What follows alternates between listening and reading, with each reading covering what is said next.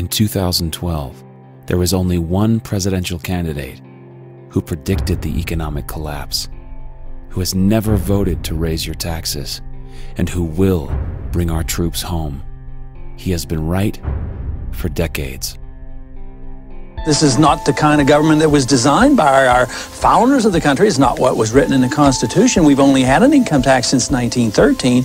But if you want a welfare state, and if you want to police the world and pay for the defense of Japan and Germany, send foreign aid to the Soviet Union, you not only need the income tax, you need the Federal Reserve to print up the money when the deficit is accumulated. So we think the government should be much smaller. During the next decade, the American people will become poorer and less free, while they become more dependent on the government for economic security. This country is in the middle of a recession for a lot of people. Michigan knows about it.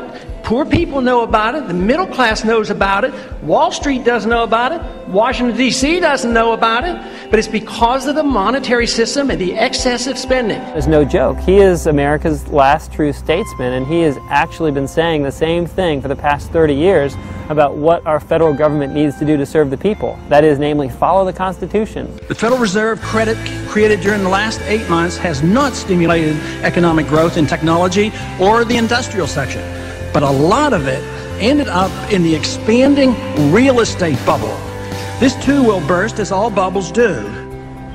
How could it be that you knew this on the banking committee in 2003 and nobody else did until after the collapse? It really says a lot that the politically aware people in the military, those that are paying attention and engaged in the political process, are supporting someone who advocates an immediate withdrawal. Our campaign got more money from the troops than all the other candidates put together.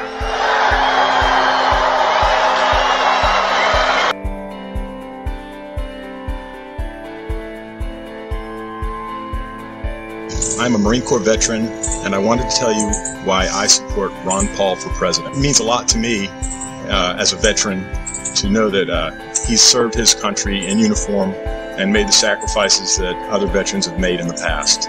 My name is Eric Knowles. I'm an Air Force veteran. My name is Jonathan Schaefer.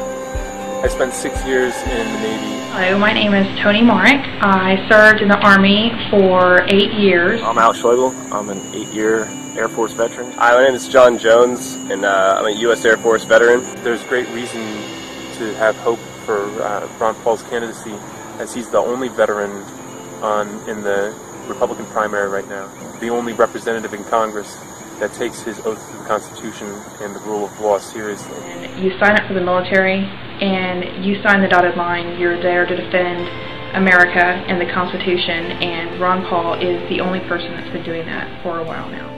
I support Ron Paul because I believe he's the only candidate with the fortitude to actually stand by the Constitution. I took an oath to support and defend the Constitution, and he's the only elected representative that actually takes his oath seriously. I think he's dead on when he talks about the Federal Reserve System.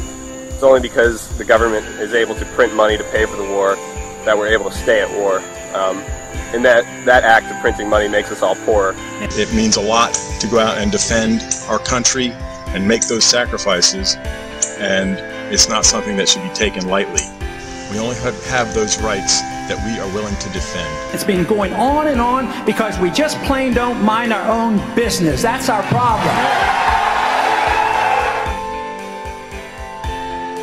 During the last campaign, I knew what was happening. You know, they mocked me for my foreign policy and they laughed at my monetary policy. No more.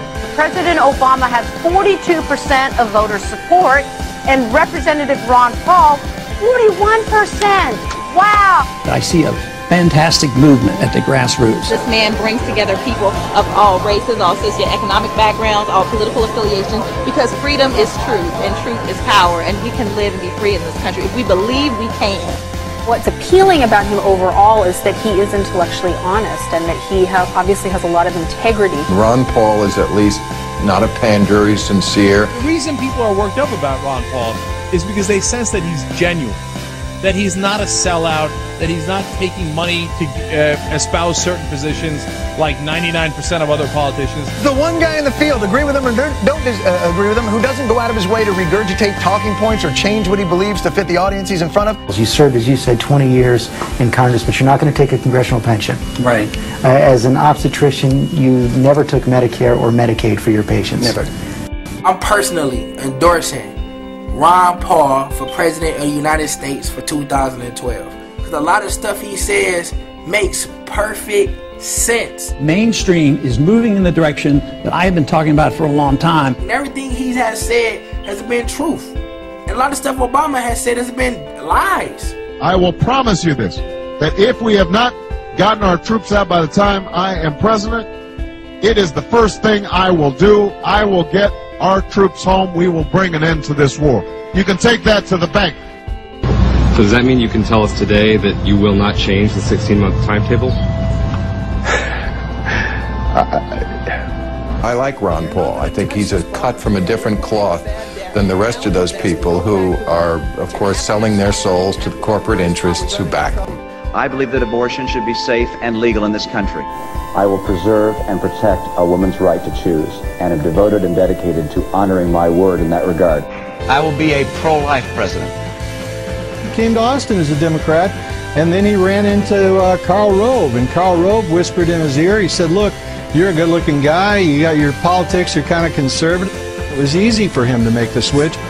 There's something else that bothers people. You were leading the charge to push Bill Clinton from office for lying about an affair. At the very same time that you were leading that charge, you were having an affair. Isn't that hypocrisy?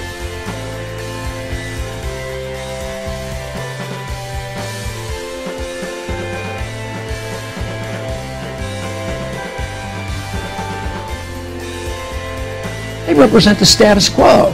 And this is what excites so many people now. They're sick of the status quo. Suddenly, a lot of people who love the country and haven't voted precisely because they feel like it would be an insult to the great history of this country to vote for one or the other criminal, are so excited at the prospect that, wait a minute, maybe the country can be saved after all. I do think you should value people who speak from the heart and who tell the truth. And you should also value people who honor the vision of your founders and respect the most sublime constitution devised by human intelligence. We want an America full of principled people, not people who say one thing and do something else. Ron Paul has been consistent for more than 30 years, and he's been absolutely right about the most important issues facing this country today, which means that when he's elected, we can trust that he'll actually do what he says he's going to do, and that what he does is actually going to work. This country is in a revolution. They're sick and tired of what they're getting, and I happen to be lucky enough to be part of it. Don't get involved in these wars, just bring our troops home.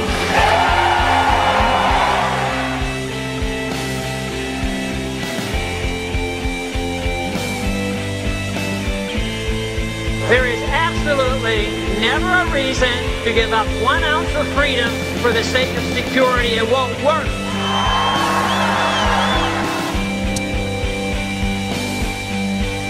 There is no authority in the Constitution authorizing a central bank, which means there should be no Federal Reserve System.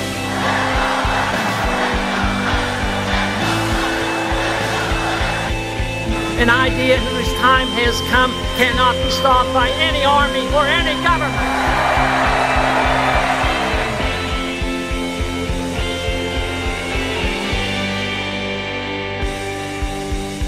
As a congressman, Ron Paul voted against every single bailout. He voted against Obamacare. He voted against the Patriot Act. In Congress, Ron Paul has never voted to raise your taxes. He's never taken a government junket or voted for an unbalanced budget or to raise congressional pay or to restrict gun ownership. As our president, Ron Paul will secure our borders. He'll phase out the IRS and end the income tax. He'll end the Fed and bring our troops home.